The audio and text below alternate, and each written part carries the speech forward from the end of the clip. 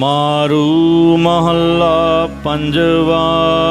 ਮਾਰੂ ਰਾਗ ਦੇ ਵਿੱਚ ਪੰਜਵੇਂ ਪਾਤਸ਼ਾਹ ਧੰਨ ਧੰਨ ਸਤਿਗੁਰੂ ਸ੍ਰੀ ਗੁਰੂ ਅਰਜਨ ਦੇਵ ਮਹਾਰਾਜ ਦੇ ਪਾਸ ਗੁਰਸਿੱਖਾਂ ਨੇ ਤਤ ਸਿਧਾਂਤ ਦੇ ਬਚਨ ਪੁੱਛੇ ਤਾਂ ਮਹਾਰਾਜ ਮਾਰੂ ਰਾਗ ਦੇ ਵਿੱਚ ਇਹ ਸ਼ਬਦ ਉਚਾਰਨ ਕਰ ਰਹੇ ਹਨ। ਘਰ ਚੌਥਾ। ਚੌਥੇ ਘਰ ਸੁਰ ਤਾਲ ਦੇ ਵਿੱਚ ਪਾਵਨ ਸ਼ਬਦ ਉਚਾਰ ਰਹੇ ਨੇ। ਅਸ਼ਟਪਦੀਆ। 8 ਪਦੀਆਂ ਵਾਲੀ ਬਾਣੀ ਉਚਾਰਨ ਕਰਦੇ ਹਨ। ਜਿਸ ਸਮੇਂ ਸ੍ਰੀ ਗੁਰੂ ਹਰਗੋਬਿੰਦ ਸਾਹਿਬ ਜੀ ਮਹਾਰਾਜ ਕੀਰਤਪੁਰ ਸਾਹਿਬ ਜੋਤੀ ਜੋਤ ਸਮਾਉਣ ਲੱਗੇ ਸਨ, ਉਸ ਸਮੇਂ ਸਿੱਖ ਸੰਗਤਾਂ ਨੇ ਤਤ ਸਿਧਾਂਤ ਤੇ ਆਪਣੀ ਪਰਮ ਗਤੀ ਦੀ ਪ੍ਰਾਪਤੀ ਵਾਲੇ ਉਪਦੇਸ਼ ਦੀ ਯਾਚਨਾ ਕੀਤੀ। ਤਦੋਂ ਸਤਿਗੁਰੂ ਮਹਾਰਾਜ ਜੀ ਨੇ ਇਸੇ ਸ਼ਬਦ ਦੁਆਰਾ ਸੰਗਤਾਂ ਨੂੰ ਸ਼ੁਭ ਉਪਦੇਸ਼ ਬਖਸ਼ਿਸ਼ ਕੀਤਾ ਸੀ। ਇੱਕ ਓੰਕਾਰ। ਵਾਹਿਗੁਰੂ ਇੱਕ ਹੈ, ਅਦੁੱਤੀ ਪਰਮੇਸ਼ਰ ਓੰਕਾਰ ਸਰਬ ਦਾ ਪ੍ਰਕਾਸ਼ਕ ਹੈ। ਸਤਿਗੁਰ ਪ੍ਰਸਾਦ। ਜੋ ਸਤਿਗੁਰਾਂ ਦੀ ਕਿਰਪਾ ਦੁਆਰਾ ਪ੍ਰਾਪਤ ਹੁੰਦਾ ਹੈ। ਪ੍ਰਸ਼ਨ ਹੈ, ਹੇ ਮਹਾਰਾਜ ਜੀ, ਚਾਨਣਿਆਂ ਵਿੱਚੋਂ ਸ੍ਰੇਸ਼ਟ ਚਾਨਣਾ ਕਿਹੜਾ ਹੈ? ਤਾਂ ਸਹਿਬ ਉੱਤਰ ਬਖਸ਼ਦੇ ਨੇ। ਚਾਂਦਨਾ ਚਾਂਦਨ ਆਂਗਨ। ਸੋ ਪਾਤਸ਼ਾਹ ਜੀ ਕਹਿੰਦੇ ਨੇ ਕਿ ਚਾਨਣਾਂ ਦੇ ਵਿੱਚੋਂ ਆਂਗਣ ਪਿਆਰਾ ਚਾਨਣ ਉਹ ਹੈ। ਪ੍ਰਭ ਜੀਓ ਅੰਤਰ ਚਾਂਦਨਾ। ਜੋ ਪਰਮੇਸ਼ਰ ਜੀ ਦਾ ਸਭ ਦੇ ਅੰਦਰ ਚੇਤਨ ਸੱਤਾ ਰੂਪ ਚਾਂਦਨਾ ਪ੍ਰਕਾਸ਼ ਕੀਤਾ ਹੋਇਆ ਹੈ। ਇਹੀ ਹਿਰਦੇ ਰੂਪ ਆਂਗਣ ਵਿਹੜੇ ਵਿੱਚ ਚਾਂਦਨਾ ਚਾਨਣਾ ਨਾਲੋਂ ਸ੍ਰੇਸ਼ਟ ਚਾਨਣਾ ਹੈ। ਅਰਥਾਤ ਜਗਤ ਅੰਦਰ 3 ਪ੍ਰਕਾਰ ਦਾ ਚਾਨਣ ਮੰਨਿਆ ਗਿਆ ਹੈ। ਇੱਕ ਹੈ ਤਾਮਸੀ ਪ੍ਰਕਾਸ਼, ਸੂਰਜ ਆਦਿ ਅੱਗ ਦਾ ਪ੍ਰਕਾਸ਼ ਤਾਮਸੀ ਪ੍ਰਕਾਸ਼ ਹੈ। ਇੱਕ ਹੈ ਰਾਜਸੀ ਪ੍ਰਕਾਸ਼, ਜਗਿਆਸੂ ਜਨਾਂ ਦੇ ਅੰਦਰ ਬਿਰਤੀ ਦਾ ਨਿਰੋਧ ਕਰਕੇ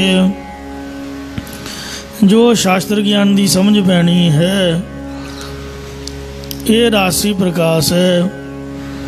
ਤੀਜਾ ਹੈ ਸ਼ਾਂਤ ਕੀ ਪ੍ਰਕਾਸ਼, ਜੋ ਬਿਰਤੀ ਦਾ ਵੇਦਾਂ ਸ਼ਾਸਤਰਾਂ ਦੇ ਤਤ ਸਿਧਾਂਤ ਦੁਆਰਾ ਸਤੋਗੁਣ ਦੇ ਵਿੱਚ ਲੀਨ ਹੋਣਾ ਹੈ, ਇਹ ਸ਼ਾਂਤ ਕੀ ਪ੍ਰਕਾਸ਼ ਹੈ। ਇਹ ਸਭ ਪ੍ਰਕਾਸ਼ ਮਾਇਆ ਕਰਕੇ ਹਨ। ਪਰਮੇਸ਼ਰ ਦਾ ਪ੍ਰਕਾਸ਼ ਇਹਨਾਂ ਸਾਰਿਆਂ ਦੇ ਅੰਦਰ ਹੈ।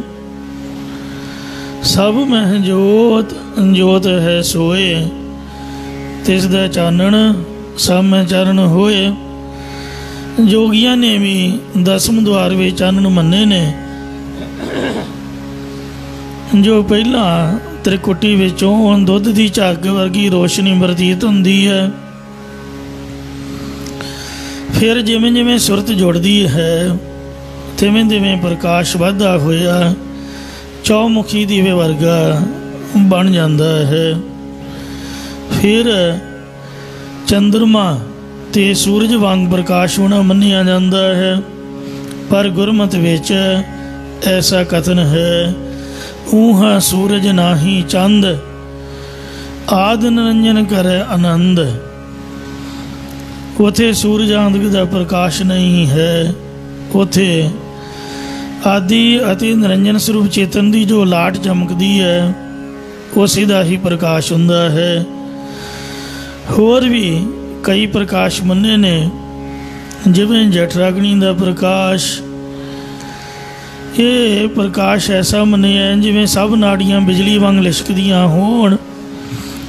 ਭਾਵ ਜਠਰਾਗਨੀ ਦੇ ਤੇਜ ਨਾਲ ਸਭ ਨਾੜੀਆਂ ਚਮਕਣ ਲੱਗ ਜਾਂਦੀਆਂ ਨੇ।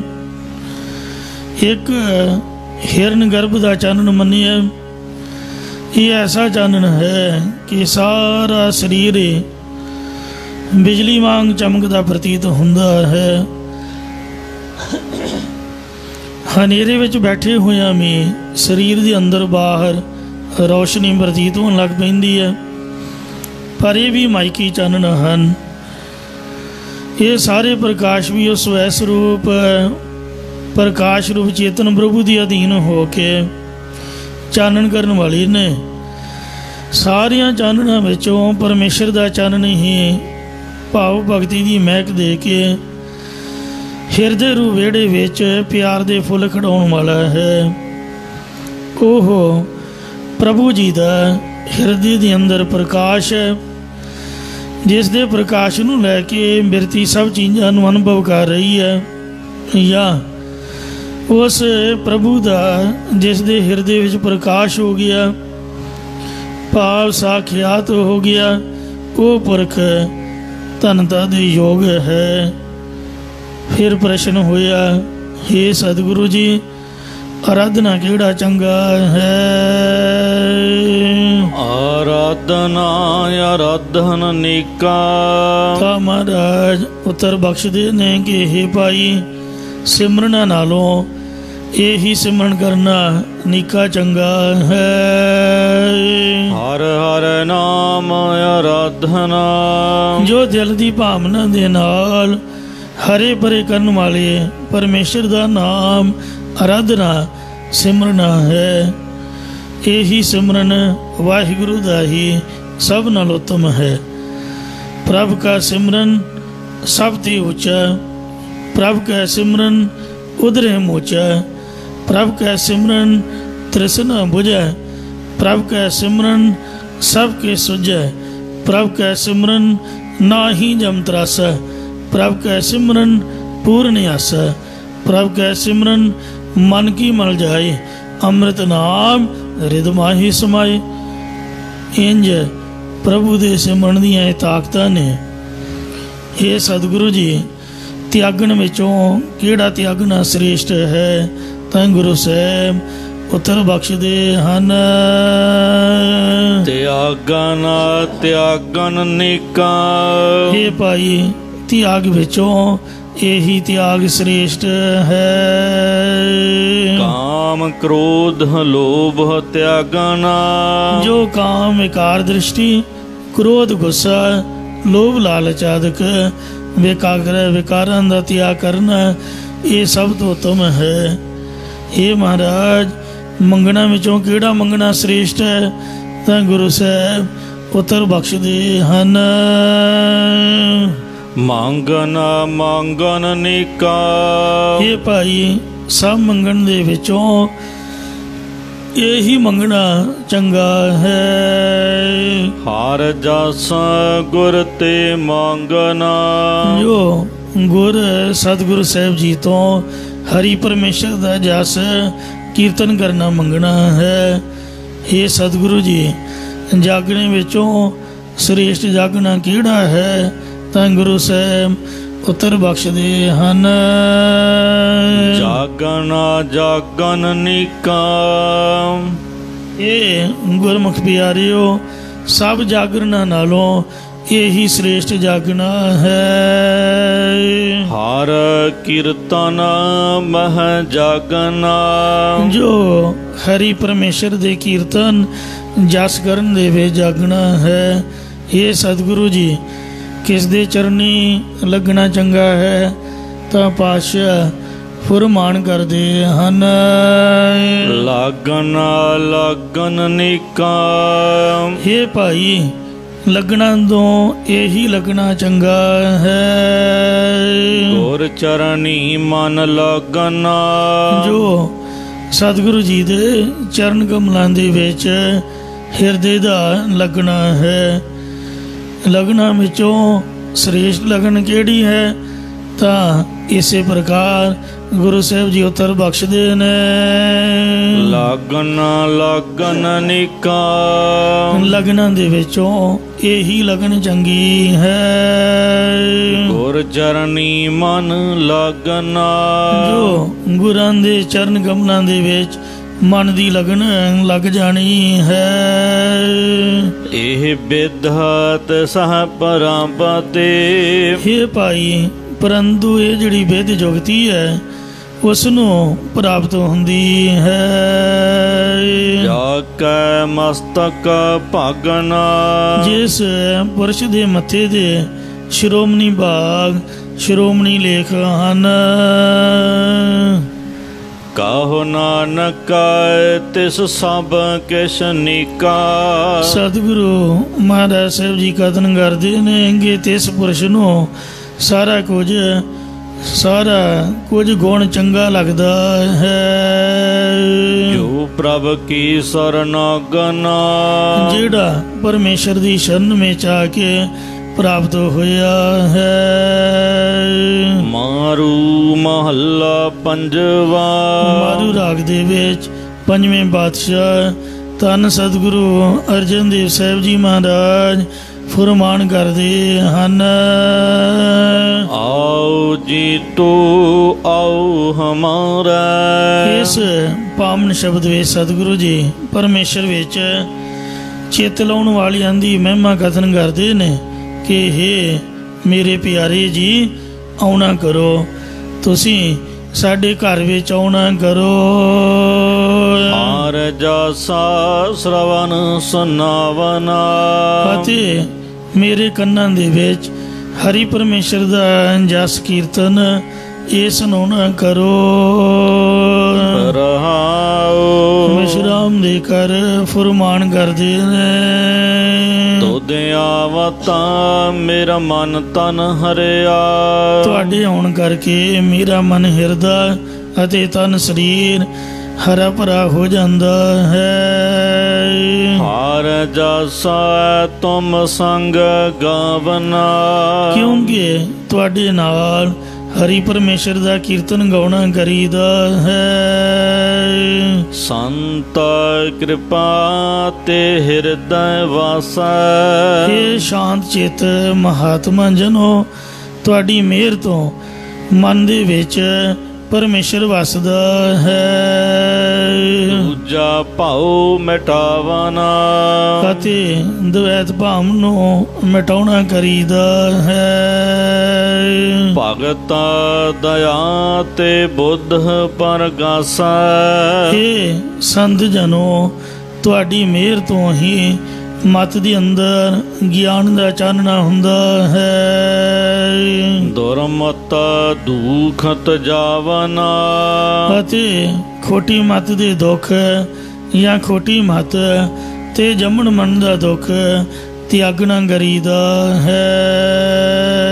ਦਰਸ਼ਨ ਭੇਟਤ ਹੋਤ ਪਨੀਤਾ। ਤੁਹਾਡੇ ਦਰਸ਼ਨ ਦੀਦਾਰੇ ਮਿਲਨੇ ਜਾਂ ਹੋਣੇ ਕਰਕੇ ਪਵਿੱਤਰ ਹੋਈਦਾ ਹੈ। ਪੁਨਰਪ ਗਰਭ ਨਾ ਪਾਵਨਾ। ਫਿਰ ਦੁਬਾਰਾ ਮਾਤਾ ਦੇ ਗਰਭ ਦੇ ਵਿੱਚ ਪੈਣਾ ਨਹੀਂ ਹੋਵੇਗਾ। ਨਾਉ ਨਿਧ ਰਿਧ ਸਿੱਧ ਪਾਈ। ਇਹ ਸੰਤ ਜਨੋ ਬਾਦਸ਼ਾਹ ਫਰਮਾਉਂਦੇ ਨੇ, ਜੋ ਤੁਮਰਾ ਮਨ ਭਾਵਨਾ। ਜੋ ਇਹ ਸੰਤ ਜਨੋ ਤੁਹਾਡੇ ਹਿਰਦੇ ਵਿੱਚ ਭਾ ਜਾਂਦੇ ਨੇ, ਉਹਨਾਂ ਨੇ 9 ਨਿਧੀਆਂ ਤੇ 18 ਸਿੱਧੀਆਂ ਤੇ ਰਿਧੀਆਂ ਅੰਨ ਦੀ ਅਤੋਟ ਦਾ ਇਤਿਆਦਿਕ ਸ਼ਕਤੀਆਂ ਪ੍ਰਾਪਤ ਕਰ ਲਈਆਂ ਹਨ। ਸੰਤ ਬਿਨਾ ਮੈਂ ਥਾਉ ਨ ਕੋਈ। ਹੇ ਸ਼ਾਂਤ ਚਿਤ ਮਹਾਤਮਾ ਜਨੋ, ਤੁਹਾਥੋਂ ਬਿਨਾ ਮੈਨੂੰ ਹੋਰ ਕੋਈ ਵੀ ਥਾਂ ਨਹੀਂ ਹੈ। ਆਵਰਨ ਸੂਝੈ ਜਾਵਨਾ। ਅਤੇ ਨਾ ਹੀ ਹੋਰ ਕਿਤੇ ਜਾਣਾ ਸਾਨੂੰ ਸੁਝਦਾ ਹੈ। ਮੋਹ ਨਿਰਗੁਣ ਕਾ ਕੋਈ ਨ ਰਾਖੈ। ਮੈਨੂੰ ਗੁਣਹੀਨ ਨੂੰ ਕੋਈ ਵੀ ਨਹੀਂ ਰੱਖਦਾ। ਸੰਤਾ ਸੰਗ ਸਮਾਵਨਾ। ਇਹ ਸੰਤ ਜਨੋ, ਤੁਹਾਡੀ ਸੰਗਤ ਦੇ ਨਾਲ ਹੀ ਮੇਰਾ ਸਮਾਉਣਾ ਹੋਵੇ, ਭਾਵ ਹਰ ਵੇਲੇ ਤੁਹਾਡੀ ਸੰਗਤ ਵਿੱਚ ਮਿਲਿਆ ਰਹਾਂ ਜੀ। ਕਹੋ ਨਾਨਕ ਗੁਰ ਚਲਤ ਦਿਖਾਇਆ। ਸਤਿਗੁਰੂ ਮਹਾਰਾਜ ਸਾਹਿਬ ਜੀ ਕਥਨ ਕਰਦੇ ਨੇ ਕਿ ਸ਼ਾਂਤ ਸਰੂਪ ਗੁਰੂ ਸਾਹਿਬ ਜੀ ਨੇ ਇੱਕ ਅਚਰਜ ਕੌਤਕ ਦਿਖਾਇਆ ਹੈ। ਮਨ ਮਧੇ ਹਰ ਹਰ ਰਾਵਨਾ। ਜਿਸ ਕਰਕੇ ਮਨ ਹਿਰਦੇ ਦੇ ਵਿੱਚ ਹੀ ਹਰੇ ਪਰੇ ਕਰਨ ਵਾਲੇ ਹਰੀ ਪਰਮੇਸ਼ਰ ਦੀ ਆਨੰਦ ਨੂੰ ਮੰਨਣਾ ਕਰਦਾ ਹਾਂ ਮੈਂ, ਜਾਂ ਮਨ ਵਿੱਚ ਹਰ ਹਰ ਦੇ ਜਸ ਨੂੰ ਉਚਾਰਨ ਕਰਦਾ ਹਾਂ। ਮਾਰੂ ਮਹੱਲਾ ਪੰਜਵਾ। ਮਾਰੂ ਰਾਗ ਦੇ ਵਿੱਚ ਪੰਜਵੇਂ ਪਾਤਸ਼ਾਹ ਸਤਿਗੁਰੂ ਅਰਜਨ ਦੇਵ ਸਾਹਿਬ ਜੀ ਅਗਲਾ ਸ਼ਬਦ ਉਚਾਰ ਰਹੇ ਹਨ। ਜੀਵਨਾ ਸਫਲ ਜੀਵਨ। ਇਹ ਸਤਿਗੁਰੂ ਜੀ ਜੀਵਨ ਵਿੱਚ ਸਫਲ ਜੀਵਨ ਕਿਸ ਦਾ ਹੈ? ਮਾਰੇ ਕਹਿੰਦੇ ਹੈ ਭਾਈ ਜੀਵਨਾ, ਜੀਵਨ ਦੇ ਵਿੱਚੋਂ ਸਫਲ ਜੀਵਨ ਉਹੀ ਸਫਲਾ ਜਿਉਣਾ ਹੈ। ਸੋਨਹਾਰਾ ਜਪ ਜਪ ਸਦ ਜੀਵਨ। ਜੋ ਹਰੀ ਪਰਮੇਸ਼ਰ ਦੇ ਜਸ ਨੂੰ ਸੁਣਦੇ ਹੋਏ ਅਤੇ ਉਸ ਦੇ ਜਾਪ ਨੂੰ ਹਮੇਸ਼ਾ ਜਪਦੇ ਹੋਏ ਜਿਉਣਾ ਹੈ। ਅਸਲੀ ਜ਼ਿੰਦਗੀ ਇਹੀ ਹੈ। ਰਹਾਉ। ਵਿਸ਼ਰਾਮ ਦੇ ਕੇ ਫੁਰਮਾਨ ਕਰਦੇ ਨੇ, ਹੇ ਸਤਿਗੁਰੂ ਜੀ ਅਸਲੀ ਪੀਣ ਯੋਗ ਪਦਾਰਥ ਤੇ ਖਾਣ ਵਾਲਾ ਪਦਾਰਥ ਕਿਹੜਾ ਹੈ?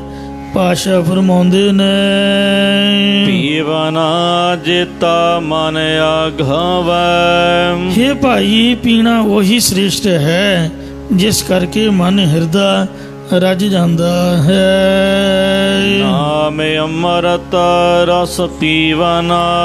ਉਹ ਨਾਮ ਰੂਪੀ ਅੰਮ੍ਰਿਤ ਰਸ ਹੀ ਪੀਣਾ ਚਾਹੀਦਾ ਹੈ।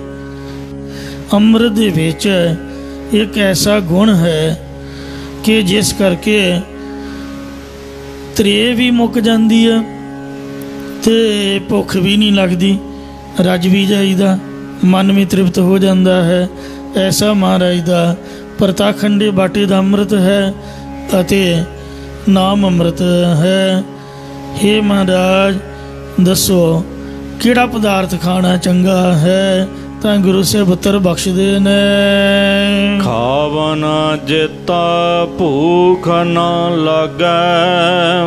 ਹੇ ਭਾਈ ਖਾਣਾ ਦਾ ਉਹੀ ਸ੍ਰੇਸ਼ਟ ਹੈ ਜਿਸ ਕਰਕੇ ਪਦਾਰਥਾਂ ਦੀ ਹੋਰ ਭੁੱਖ ਨਾ ਲੱਗੇ। ਸੰਤੋਖ ਸਦਾ ਤ੍ਰਿਪਤੀ ਬਨਾ। ਉਹ ਸੰਤੋਖ ਹੈ ਜਿਸ ਕਰਕੇ ਹਮੇਸ਼ਾ ਰਜੇ ਰਹੀਦਾ ਹੈ, ਤ੍ਰਿਪਤੀ ਆਉਂਦੀ ਹੈ। ਕਿਉਂਕਿ ਬਿਨਾ ਸੰਤੋਖ ਨਹੀਂ ਗੋ ਰਾਜੈ, ਸੁਪਨ ਮਨੋਰਥ ਬ੍ਰਿਥੇ ਸਭ ਕਾਜੈ। ਇਹ ਸਤਿਗੁਰੂ ਜੀ ਪਹਿਨਣਾ ਕਿਹੜਾ ਚੰਗਾ ਹੈ? ਤਾਂ ਗੁਰੂ ਸਾਹਿਬ ਉੱਤਰ ਬਖਸ਼ਦੇ ਨੇ, ਪਹਿਨਣਾ ਰੱਖ ਪਤ ਪਰਮੇਸ਼ਰ। ਬਸਤਰ ਪਹਿਨਣਾ ਤਾਂ ਉਹੀ ਚੰਗਾ ਹੈ ਜਿਸ ਕਰਕੇ ਪਰਮੇਸ਼ਵਰ ਪਰਮਾਤਮਾ ਲੋਕ ਪਰਲੋਕ ਦੇ ਵਿੱਚ ਇੱਜ਼ਤ ਰੱਖ ਲਵੇ। ਫਿਰ ਨਾਂਗੇ ਨਹੀਂ ਥੀਵਨਾ। ਅਤੇ ਸਿਫਤ ਸ਼ਰਮ ਕਾ ਕਪੜਾ ਮੰਗੋ। ਜਿਹੜਾ ਸਿਫਤ ਸ਼ਰਮ ਰੂਪੀ ਬਸਤਰ ਪਹਿਰਨ ਕਰਕੇ ਮੁੜ ਕੇ ਨੰਗੇ ਨਹੀਂ ਹੋਈਦਾ, ਭਾਵ ਬੇਪਤ ਨਹੀਂ ਹੋਈਦਾ ਹੈ। ਇਹ ਸਤਿਗੁਰੂ ਜੀ ਭੋਗਣਾ ਕਿਹੜਾ ਸ੍ਰੇਸ਼ਟ ਹੈ? ਤਾਂ ਗੁਰੂ ਸਾਹਿਬ ਉੱਤਰ ਬਖਸ਼ਦੇ ਨੇ, ਭੋਗਨਾ ਮਨ ਮਧੇ ਹਰ ਰਸ। ਭੋਗਣਾ ਇਹੀ ਸ੍ਰੇਸ਼ਟ ਹੈ ਜੋ ਮਨ ਹਿਰਦੇ ਦੇ ਮੱਧੇ ਵਿੱਚ ਹਰੀ ਪਰਮੇਸ਼ਰ ਦਾ ਰਸ ਕਹੀਏ ਪ੍ਰੇਮ ਆਨੰਦ ਪ੍ਰਾਪਤ ਕਰਨਾ ਹੈ। ਸੰਤ ਸੰਗਤ ਮਹਲੀਵਨਾ। ਅਤੇ ਸ਼ਾਂਤਚਿਤ ਮਹਾਤਮਾ ਜਨਾਂ ਦੀ ਸੰਗਤ ਦੇ ਵਿੱਚੋਂ ਇਹ ਰਸ ਲੈਣਾ ਕਰੀਦਾ ਹੈ ਜਿਸ ਆਨੰਦ ਕਰਕੇ ਸੰਤਾਂ ਦੀ ਸੰਗਤ ਦੇ ਵਿੱਚ ਲਿਵ ਲੀਨ ਹੋ ਜਾਈਦਾ ਹੈ। ਬਿਨ ਤਾਗੇ ਬਿਨ ਸੂਈ ਆਨੀ। ਇਹ ਸਤਿਗੁਰੂ ਜੀ ਸੀਮਨਾ ਕਿਹੜਾ ਸ੍ਰੇਸ਼ਟ ਹੈ?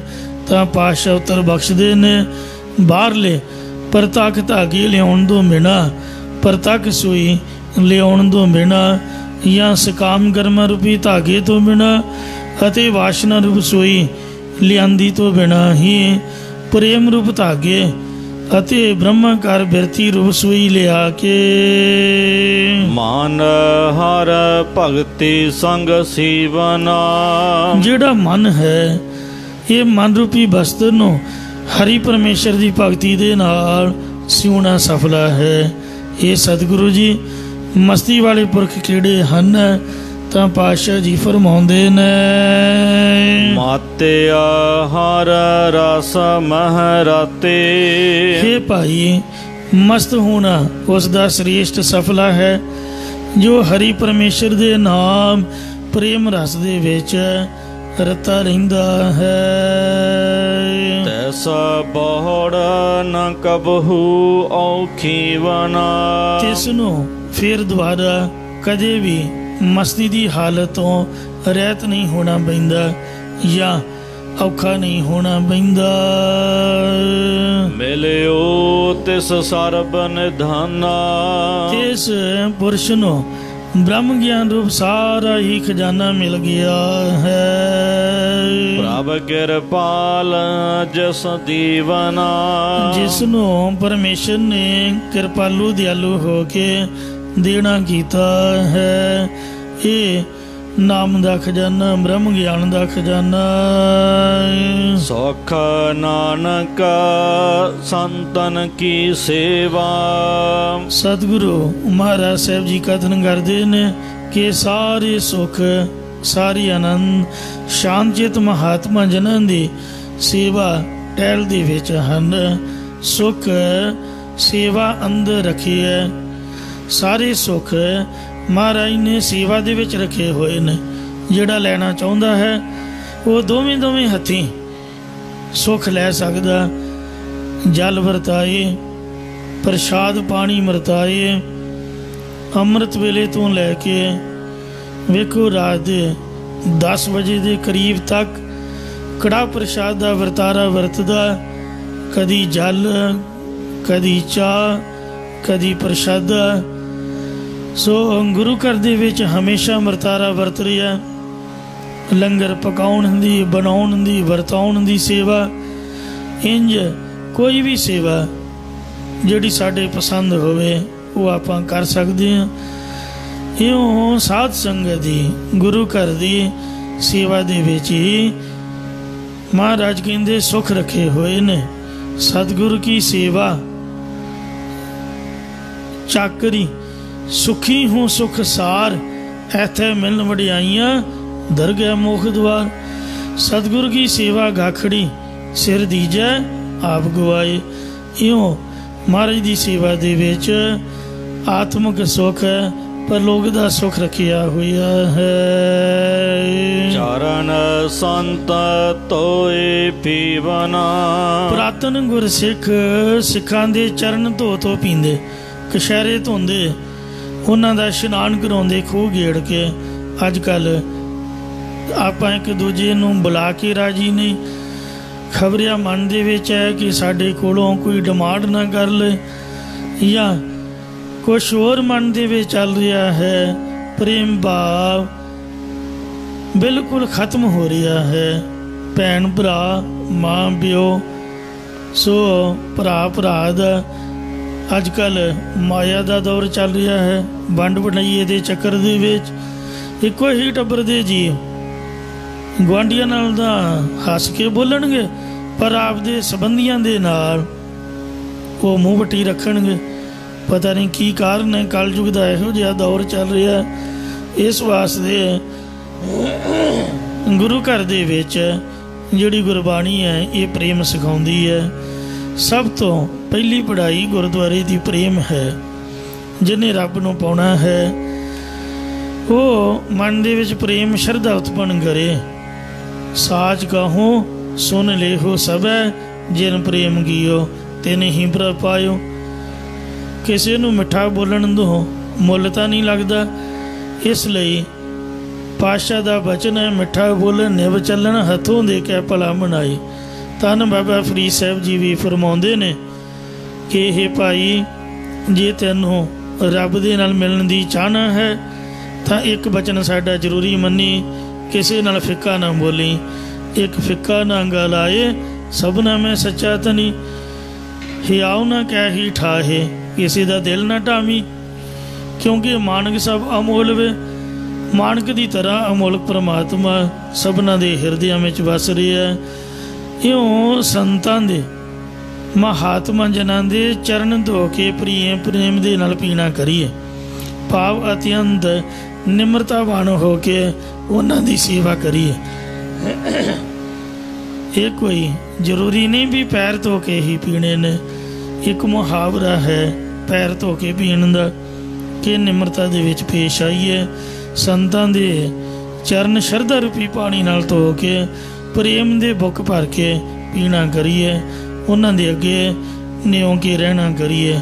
ਹੈਰਾਨੀ ਦੀ ਗੱਲ ਹੈ ਕਿ ਅਸੀਂ ਆਪ ਦੇ ਸਰਕਾਰੀ ਕੰਮ ਕਰਾਉਣ ਵਾਸਤੇ ਜਿਹੜੇ ਉੱਥੇ ਚੌਂਕੀਦਾਰ ਹੁੰਦੇ ਨੇ, ਉਹਨਾਂ ਦੇ ਗੋਡੇ ਘੁੱਟਦੇ ਆ, ਪੈਰਾਂ ਤੱਕ ਜਾਂਦੇ ਆ, ਉਹਨਾਂ ਦੇ ਤਰਲੇ ਮਾਰਦੇ ਆ, ਅਤੇ ਜੇਬਾਂ 'ਚੋਂ ਪੈਸੇ ਵੀ ਦੇਈਦੇ ਨੇ ਵੀ ਲਓ ਸਾਡਾ ਕੰਮ ਕਰਾ ਦਿਓ। ਕਿਉਂਕਿ ਜਿਹੜੇ ਅਫਸਰ ਲੋਕ ਨੇ, ਖਾਸ ਕਰਕੇ ਸਰਕਾਰੀ ਡਿਊਟੀ ਵਾਲੇ, ਉਹ ਸਿੱਧੇ ਤਾਂ ਰਿਸ਼ਵਤ ਲੈਂਦੇ ਨੇ ਛੋਟਿਆਂ ਦੇ ਰਾਹੀਂ, ਜਿਨ੍ਹਾਂ ਦੀ ਕੋਈ ਵੀ ਉੱਥੇ ਪਦਵੀ ਨਹੀਂ, ਕੋਈ ਅਹੁਦਾ ਨਹੀਂ, ਉਹਨਾਂ ਦੇ ਰਾਹੀਂ ਸਭ ਕੁਝ ਪ੍ਰਾਪਤ ਕਰਦੇ। ਏਜੰਟ ਛੱਡੇ ਹੁੰਦੇ ਨੇ, ਉਹਨਾਂ ਲੋਕਾਂ ਦੇ ਤਰਲੇ ਮਾਰੀ ਦੇ ਮਗਰ ਫਿਰੀਦਾ ਵੀ ਆ ਪੈਸੇ ਵੀ ਲਓ ਜੀ, ਸਾਡੇ ਫੇਰੇ ਨਾ ਲੱਗਣ, ਕੰਮ ਕਰਾ ਦਿਓ। ਪਰ ਰੱਬ ਦੇ ਘਰ ਜਿੱਥੋਂ ਸਾਨੂੰ ਰੂਹ ਦੀ ਖੁਰਾਕ ਮਿਲਣੀ ਹੈ, ਸਾਡੀ ਆਤਮਾ ਦਾ ਭਲਾ ਹੋਣਾ, ਯਮਾਂ ਤੋਂ ਪਰਲੋਕ ਦੇ ਵਿੱਚ ਛੁਟਕਾਰਾ ਹੋਣਾ ਹੈ। ਸੰਤਾ ਸੰਗਤ ਪਾਈਐ, ਜਿਤ ਜਮ ਕੇ ਪੰਥ ਨਾ ਜਾਈਐ, ਤੋਸਾ ਹਰ ਕਾ ਨਾਮ ਲੈ, ਤੇਰੇ ਕੋਲੇ ਨਾ ਲੱਗੇ ਗਾਲ ਜੀਓ। ਉਹ ਸਤ ਸੰਗਤ ਅੱਗੇ ਆਪਾਂ ਅੱਖਾਂ ਦਿਖਾਉਂਦੇ ਹਾਂ। ਮਤਲਬ ਜਿਹਦੀ ਕਿਤੇ ਵੀ ਨਹੀਂ ਚੱਲਦੀ, ਉਹ ਸੰਗਤ 'ਚ ਆ ਕੇ ਲੜਾਈ ਪਾ ਲੈਂਦਾ। ਬਾਹਰ ਤਾਂ ਚੱਲੀ ਨਹੀਂ, ਤੋ ਲੜਨਾ ਤੇ ਗੁਰੂ ਘਰ ਆ ਕੇ ਸੰਗਤ ਦੇ ਨਾਲ ਲੜੋ, ਕਿਉਂਕਿ ਉਹਨਾਂ ਕਿਹੜਾ ਬੋਲਣਾ ਹੁੰਦਾ। ਇਸ ਵਾਸਤੇ ਸੋ ਇਹ ਕੰਮ ਬਹੁਤ ਜ਼ਿਆਦਾ ਗਲਤ ਹੈ। ਜਿਹੜੇ ਰੱਬ ਦੇ ਪਿਆਰ ਵਾਲੇ ਨੇ ਉਹ ਤਾਂ ਨਿਮਰਤਾਵਾਨ ਨੇ, ਪਰ ਸਾਨੂੰ ਘਾਟਾ ਪੈਂਦਾ ਹੈ। ਸੰਤ ਕੀ ਨਿੰਦਾ ਕਰੋ ਨਾ ਕੋਏ, ਜੋ ਨਿੰਦਾ ਤਿਸਕਾ ਪਤਨ ਹੋਈ। ਜਿਹੜੀ ਚੀਜ਼ ਅੱਖਾਂ ਨੇ ਵੇਖੀ ਹੋਈ ਨਹੀਂ, ਉਹ ਨਿੰਦਿਆ ਹੀ ਤਾਂ ਹੈ। ਕਿਸੇ ਦੇ ਗਲਤ ਦੋਸ਼ ਲਾ ਕੇ, ਉਹਨੂੰ ਗਲਤ ਸਾਬਤ ਕਰਕੇ ਤੇ ਉਹਦੇ ਨਾਲ ਝਗੜਾ ਪਾ ਕੇ ਬੈਠ ਜਾਣਾ। ਇਸ ਵਾਸਤੇ ਮਹਾਰਾਜ ਕਹਿੰਦੇ ਵੀ ਐਸਾ ਮਨ ਦਾ ਸੁਭਾਅ ਨਹੀਂ ਹੋਣਾ ਚਾਹੀਦਾ। ਸੁਖ ਨਾਨਕ ਸੰਤਨ ਕੀ ਸੇਵਾ। ਗੁਰਦੁਆਰੇ ਲੜਾਈ ਕਰਨ ਆਓ, ਮੱਥਾ ਲਾਉਣ ਨਾ ਆਓ, ਮੱਥਾ ਟੇਕਣ ਵਾਸਤੇ ਆਓ ਅਤੇ ਸੇਵਾ ਲਈ ਆਓ। ਚਰਨ ਸੰਤ ਧੋਏ ਪੀਵਨ, ਅਤੇ ਸੰਤਾਂ ਦੇ ਚਰਨਾਂ ਨੂੰ ਸ਼ਰਧਾ ਪ੍ਰੇਮ ਦੇ ਪਾਣੀ ਨਾਲ ਧੋ ਕੇ ਇਹਨੂੰ ਪੀਣਾ ਕਰੋ। ਮਾਰੂ ਮਹੱਲਾ ਪੰਜਵਾ। ਮਾਰੂ ਰਾਗ ਅੰਦਰ ਪੰਜਵੇਂ ਪਾਤਸ਼ਾਹ ਧੰਨ ਸ੍ਰੀ ਗੁਰੂ ਅਰਜਨ ਦੇਵ ਸਾਹਿਬ ਜੀ ਮਹਾਰਾਜ। ਘਰ ਅੱਠਵਾ। ਅੱਠਵੇਂ ਸੁਰ ਤਾਲ ਦੇ ਅੰਦਰ ਅੰਜੁਲੀਆਂ ਸਰਲੇਖ ਹੇਠ ਮਾਇਆ ਦਾ ਚਮਤਕਾਰ ਦਿਖਾਉਂਦੇ ਹੋਏ ਪਵਿੱਤਰ ਸ਼ਬਦ ਉਚਾਰਨ ਕਰ ਰਹੇ ਨੇ। ਅੰਜੁਲੀਆ, ਅੰਗ ਹੈ ਭਾਈ ਤੂੰ ਪਰਮੇਸ਼ਰ ਦੀ ਤਰਫ ਅੰਜੁਲੀਆ ਚੱਲਣਾ ਕਰ।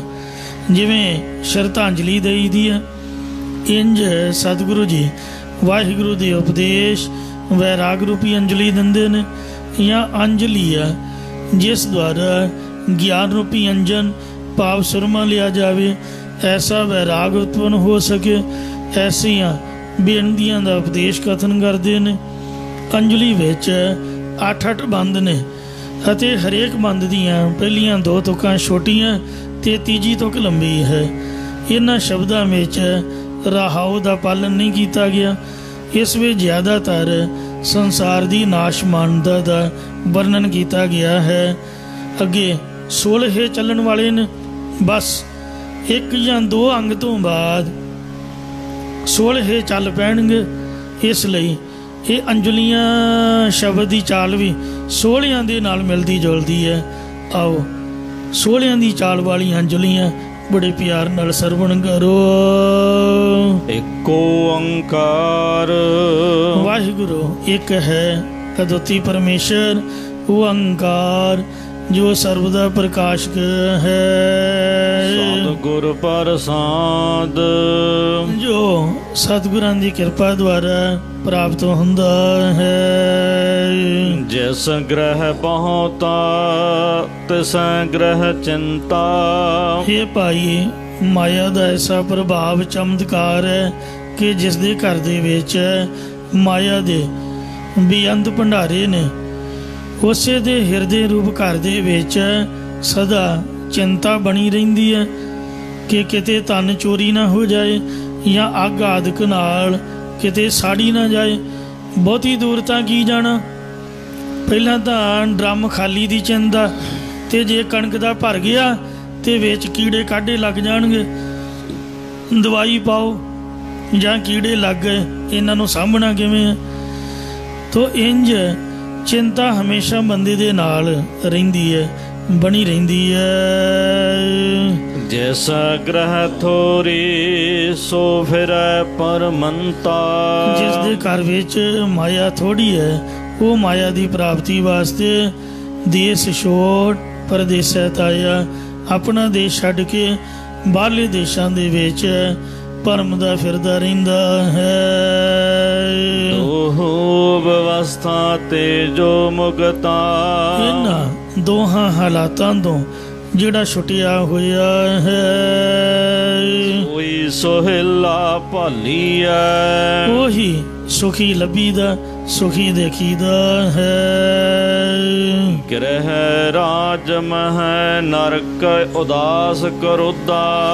ਘਰ ਅਤੇ ਰਾਜ ਭਾਗ ਵਿੱਚ ਜਾਂ ਘਰ ਵਿੱਚ ਪ੍ਰਾਪਤ ਹੋਏ ਰਾਜ ਭਾਗ ਵਿੱਚ ਤਾਂ ਨਰਕ ਦਾ ਦੁੱਖ ਪ੍ਰਾਪਤ ਹੁੰਦਾ ਹੈ, ਅਤੇ ਗ੍ਰਸਤ ਨੂੰ ਛੱਡ ਕੇ ਜੰਗਲ ਵਿੱਚ ਉਦਾਸ ਹੋ ਬੈਠਣ ਨਾਲ ਕ੍ਰੋਧ ਗੁੱਸਾ ਚੰਬੜ ਜਾਂਦਾ ਹੈ।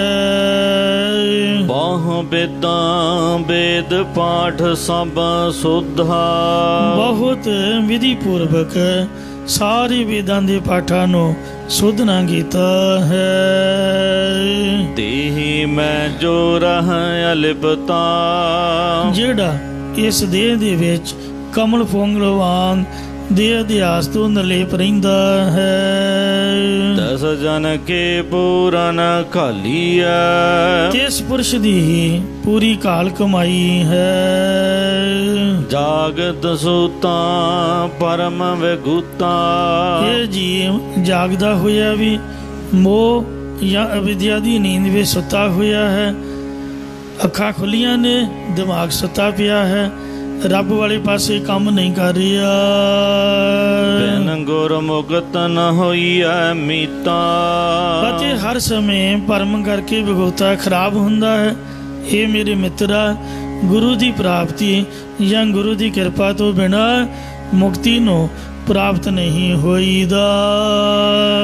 ਸਾਧ ਸੰਗ ਟੁੱਟੈ ਹਉ ਬੰਧਨ। ਸ੍ਰੇਸ਼ਟ ਮਹਾਤਮਾ ਜਨਾਂ ਦੀ ਸੰਗਤ ਦੁਆਰਾ ਹੀ ਹਉਮੈ ਦੇ ਜੰਜਾਲ ਟੁੱਟਦੇ ਹਨ। ਏਕੋ ਏਕ ਨਿਹਾਲੀਐ। ਅਤੇ ਇੱਕੋ ਇੱਕ ਪਰਮੇਸ਼ਰ ਨੂੰ ਵੇਖ ਲਈਦਾ ਹੈ। ਕਰਮ ਕਰੈ ਤਾਂ ਬੰਦਾ। ਜੇਕਰ ਜੀਵ ਨਿਤ ਨਿਮਿਤ ਆਦਿ ਕਰਮ ਕਰਦਾ ਹੈ ਤਾਂ ਇਹ ਹਉਮੈ ਦੇ ਵਿੱਚ ਵੱਜ ਜਾਂਦਾ ਹੈ। ਨਹਿ ਕਰੈ ਤਾਂ ਨਿੰਦਾ। ਜੇਕਰ ਕੋਈ ਕਰਮ ਨਹੀਂ ਕਰਦਾ ਤਾਂ ਕਰਮ ਕਾਂਡੀ ਲੋਕ ਨਿੰਦਾ ਅਪਜਸ ਕਰਦੇ ਹਨ। ਮੋਹ ਮਗਨ ਮਨ ਵਿਆਪੇ ਅਚਿੰਦਾ। ਜੇਕਰ ਜੀਵ ਕਰਮ ਕਰਦਾ ਹੈ ਤਾਂ ਮੋਹ ਦੇ ਵਿੱਚ ਮਸਤ ਹੋ ਜਾਂਦਾ ਹੈ, ਅਤੇ ਜੇਕਰ ਕਰਮ ਦਾ ਫਲ ਨਾ ਮਿਲਿਆ ਤਾਂ ਉਸ ਦਾ ਮਨ ਚਿੰਤਾ ਦੇ ਵਿੱਚ ਲੱਗ ਜਾਂਦਾ ਹੈ। ਗੁਰ ਪ੍ਰਸਾਦ ਸੁਖਾ ਦੁਖ ਸਮਝਣੈ। ਜਾਂ ਇਸੇ ਤਰ੍ਹਾਂ ਮੋਹ ਦੇ ਵਿੱਚ ਮਸਤ ਹੋਏ ਜੀਵ ਦਾ ਮਨ ਆਪਣੇ ਪਰਿਵਾਰ ਸੰਬੰਧੀਆਂ ਦੇ ਪਾਲਣ ਪੋਸ਼ਣ ਦੀ ਚਿੰਤਾ ਵਿੱਚ ਲੱਗਾ ਰਹਿੰਦਾ ਹੈ। ਸਤਿਗੁਰੂ ਜੀ ਦੀ ਕਿਰਪਾ ਦੁਆਰਾ ਜੋ ਪ੍ਰਾਲਬਧ ਅਨੁਸਾਰ ਸੁਖ ਅਤੇ ਦੁੱਖ ਨੂੰ ਸਮਾਨ ਬਿਰਤੀ ਕਰਕੇ ਜਾਣਦਾ ਹੈ। ਘਟ ਘਟ ਰਾਮ ਹਰਿਆਲੀਆ, ਉਹ ਘਟਾਂ ਘਟਾਂ ਵਿੱਚ ਅਤੇ ਹਿਰਦੇ ਅੰਦਰ ਰਾਮ ਪਰਮੇਸ਼ਰ ਨੂੰ ਹੀ ਵਿਆਪਕ ਜਾਣਦਾ ਹੈ। ਸੰਸਾਰ ਮਹਿ ਸਹਸਾ ਵਿਆਪੈ, ਜਗ ਦੇ ਮੋਹ ਵਿੱਚ ਲੱਗਣ ਕਰਕੇ ਜੀਵ ਨੂੰ ਸੰਸਾਰ ਹੀ ਵਿਆਪਦਾ ਲੱਗਾ ਰਹਿੰਦਾ ਹੈ। ਅਗਾਥ ਕਥਾਇਆ ਗੋਚਰ ਨਹੀਂ ਜਾਪੈ, ਜਿਸ ਕਰਕੇ ਸਰੂਪ ਤਟਸਥੀ ਲਕਸ਼ਣਾਂ ਵਾਲੀ ਸ਼ਕਤੀ ਵਰਤੀ ਕਰਕੇ ਕਥਨ ਤੋਂ ਰਹਿਤ ਕਥਾ ਵਾਲਾ ਅਗੋਚਰ ਇੰਦਰੀਏ ਦੇ ਅਵਿਸ਼ੇ ਪਰਮਾਤਮਾ ਜਾਣਿਆ ਨਹੀਂ ਜਾਂਦਾ। ਜਿਸੈ ਬਜਾਏ ਸੋਈ ਬੂਝੈ, ਜਿਸ ਨੂੰ ਪਰਮੇਸ਼ਰ ਸਤਿਗੁਰੂ ਰੂਪ ਹੋ ਕੇ ਭਾਗ ਤਿਆਗ ਲਛਣਾਂ ਦੁਆਰਾ ਸਮਝਾ ਦਿੰਦਾ ਹੈ, ਉਹੀ ਆਪਣਾ ਸਰੂਪ ਬੁੱਝਦਾ ਹੈ। ਉਹ ਬਾਲਕ ਵਾਗੀ ਬਾਲੀਆ, ਉਹ ਪਰਮੇਸ਼ਰ ਉਸ ਮਨੁੱਖ ਨੂੰ ਆਪਣੇ ਬੱਚਿਆਂ ਵਾਂਗ ਪਾਲਣਾ ਕਰਦਾ ਹੈ। ਛੋੜ ਬਹਿ ਤੋ ਛੂਟੈ ਨਾਹੀ, ਇਹ ਜੀਵ ਜੇਕਰ ਮਾਇਆ ਨੂੰ ਛੱਡ ਕੇ ਤਿਆਗੀ ਹੋ ਬਹਿੰਦਾ ਹੈ ਤਾਂ ਵੀ ਮਾਇਆ ਛੁੱਟਦੀ ਨਹੀਂ ਹੈ। ਭਾਵ ਮਨ ਵਿੱਚ ਵਾਸ਼ਨਾ ਬਣੀ ਰਹਿੰਦੀ ਹੈ। ਜੋ ਸੰਚੈ ਤੋ ਭਉ ਮਨ ਮਾਹੀ, ਜੇਕਰ ਮਾਇਆ ਇਕੱਠੀ ਕਰਨ ਲੱਗ ਪਵੇ ਤਾਂ ਹਿਰਦੇ ਦੇ ਵਿੱਚ ਡਰ ਬਣਿਆ ਰਹਿੰਦਾ ਹੈ। ਇਸ ਹੀ ਮਹਿ ਜਿਸ ਕੀ ਪਤ ਰਾਖੈ, ਇਸ ਮਾਇਆ ਦੇ ਵਿਵਹਾਰ ਵਿੱਚ ਰਹਿੰਦਿਆਂ ਹੀ ਜਿਸ ਪੁਰਸ਼ ਦੀ ਪਰਮੇਸ਼ਰ ਇੱਜ਼ਤ ਰੱਖਦਾ ਹੈ, ਇਸ ਸਾਧੂ ਚੌਰ ਢਾਲੀਆ, ਤਿਸ ਦਾ ਨਾਮ ਸਾਧੂ ਮਹਾਤਮਾ ਹੈ ਅਤੇ ਉਸ ਉੱਪਰ ਹੀ ਜਸ ਰੂਪੀ ਚੌਰ ਝੁਲਾਇਆ ਜਾਂਦਾ, ਭਾਵ ਬੇਅੰਤ ਜਸ ਪ੍ਰਾਪਤ ਹੁੰਦਾ ਹੈ। ਜੋ ਸੂਰਾ ਤਸਹੀ ਹੋਏ ਮਰਨਾ, ਜਿਹੜਾ ਸੂਰਮਾ ਹੁੰਦਾ ਹੈ ਤਿਸੇ ਦਾ ਹੀ ਜੰਗ ਵਿੱਚ ਮਰਨਾ ਹੁੰਦਾ ਹੈ। ਜੋ ਭਾਗੈ ਤਸ ਜੋਨੀ ਫਿਰਨਾ, ਮੂਲ ਚੰਦ ਖੱਤਰੀ ਮਾਨ ਜਾਂ ਜਿਹੜਾ ਦੁਨੀ ਚੰਦ ਮਸੰਦ ਅੰਮ੍ਰਿਤਸਰ ਸਾਹਿਬ ਦਾ ਰਹਿਣ ਵਾਲਾ ਸੀ ਤੇ ਵੇਖੋ ਉਹ 500 ਸਿੰਘਾਂ ਨੂੰ ਲੈ ਕੇ ਭੱਜ ਤੁਰਿਆ। ਇਉਂ ਜਿਹੜਾ ਜੰਗ ਵਿੱਚੋਂ ਕਾਇਰ ਹੋ ਕੇ ਭੱਜ ਜਾਂਦਾ ਹੈ ਉਸ ਨੂੰ ਜੂਨਾਂ ਦੇ ਵਿੱਚ ਭਟਕਣਾ ਪੈਂਦਾ ਹੈ। ਇਸੇ ਪ੍ਰਕਾਰ ਜੋ ਸੂਰਾ ਤਸਹੀ ਹੋਏ ਮਰਨਾ, ਜੋ ਬ੍ਰਹਮ ਗਿਆਨੀ ਰੂਪ ਸੂਰਮਾ ਹੁੰਦਾ ਹੈ, ਭਾਵ ਜੋ ਆਸਰੀ ਸੰਪਦਾ ਰੂਪ ਦੁਸ਼ਮਣਾਂ ਨੂੰ ਦੇਵੀ ਸੰਪਦਾ ਦੇ ਸਹਿਤ ਹੋ ਕੇ ਗਿਆਨ ਰੂਪ ਖੰਡੇ ਨਾਲ ਜਿੱਤਣ ਵਾਲਾ ਹੁੰਦਾ ਹੈ, ਉਸ ਦਾ ਜੀਵਤ ਭਾਵ ਵੱਲੋਂ ਮਰਨਾ ਹੀ ਹੁੰਦਾ ਹੈ। ਜੋ ਭਾਗੈ ਤਸ ਜੋਨੀ ਫਿਰਨਾ, ਜਿਹੜਾ ਪੁਰਖ ਜੀਵਤ ਭਾਵ ਵਿੱਚ ਮਰਨ ਤੋਂ ਭੱਜ ਜਾਵੇ ਉਸ ਦਾ ਜੂਨਾਂ ਵਿੱਚ ਪਰਮਣਾ ਹੀ ਹੁੰਦਾ ਹੈ, ਭਾਵ ਉਹ ਮੁਕਤ ਨਹੀਂ ਹੋ ਸਕਦਾ। ਜੋ ਵਰਤਾਏ ਸੋਈ ਭਲ ਮਾਨੈ, ਪਰਮੇਸ਼ਰ ਜੋ ਵੀ ਦੁੱਖ ਸੁੱਖ ਵਰਤਾਉਂਦਾ ਹੈ ਉਹੀ ਚੰਗਾ ਕਰਕੇ ਮੰਨਣਾ ਕਰੇ। ਬੁੱਝ ਹੁਕਮ ਦੁਰਮਤਾ ਜਾਲੀਆ, ਅਤੇ ਪਰਮੇਸ਼ਰ ਦੇ ਹੁਕਮ ਨੂੰ ਸਮਝ ਕੇ ਖੋਟੀ ਮਤ ਨੂੰ ਸਾੜ ਨਾ ਕਰੇ। ਜਿਤ ਜਿਤ ਲਾਵੈ ਤਿਤਾ ਤਿਤ ਲਗਨਾ, ਇਹ ਬ੍ਰਹਮਵੇਤੀਆਂ ਦੀ ਦ੍ਰਿਸ਼ਟੀ ਕਥਨ ਕੀਤੀ ਹੈ ਕਿ ਜਿਸ ਜਿਸ ਪਾਸੇ ਵੱਲ ਪਰਮੇਸ਼ਰ ਲਾਉਣਾ ਕਰਦਾ ਹੈ ਬ੍ਰਹਮ ਗਿਆਨੀ ਇਸ ਤਰ੍ਹਾਂ ਦੇਖਦੇ ਨੇ ਕਿ ਉਸੇ ਉਸੇ ਪਾਸੇ ਵੱਲ ਹੀ ਜੀਵਾਂ ਨੇ ਲੱਗਣਾ ਹੁੰਦਾ ਹੈ। ਕਰ ਕਰ ਵੇਖੈ ਆਪਣੇ ਜਚਨਾ, ਪਰਮੇਸ਼ਰ ਆਪ ਦੇ ਕੌਤਕ ਕਰ ਕਰਕੇ ਆਪਣੇ ਜਾਚਕਾਂ ਸੇਵਕਾਂ ਨੂੰ ਆਨੰਦ ਦੇ ਕਰਕੇ ਭਗਤੀ ਦੇ ਕਰਕੇ ਵੇਖਦਾ ਹੈ। ਨਾਨਕ ਕੇ ਪੂਰਨ ਸੁਖ ਦਾਤੇ, ਸਤਿਗੁਰੂ ਮਹਾਰਾਜ ਸਾਹਿਬ ਜੀ ਕਥਨ ਕਰਦੇ ਨੇ ਕਿ ਇਹ ਸਾਡੇ ਜਨਾਂ ਦੇ ਪੂਰਨ ਸੁੱਖਾਂ ਦੀ ਦੇਣ ਵਾਲੇ ਪਰਮਾਤਮਾ। ਤੂੰ ਦੇਹ ਤਾਂ ਨਾਮ ਸੰਭਾਲੀਐ। ਜੇਕਰ ਤੂੰ ਆਪ ਗੁਰਾਂ ਦੁਆਰਾ ਆਪਣਾ ਨਾਮ ਦੇਵੇਂ ਤਾਂ ਹੀ ਤੇਰਾ ਨਾਮ ਯਾਦ ਕਰਦੇ ਰਹੀਏ।